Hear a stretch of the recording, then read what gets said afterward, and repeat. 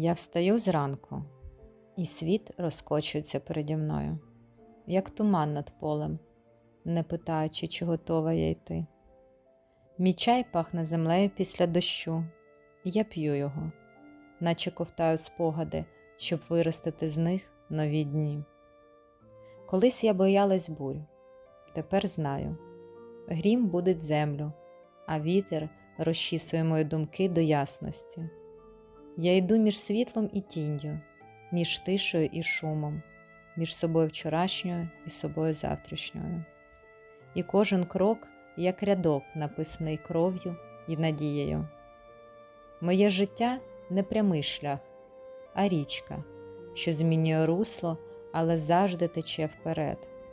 Я приймаю його, як приймають схід сонця, без торгу, з вдячністю, навіть у похмурий день.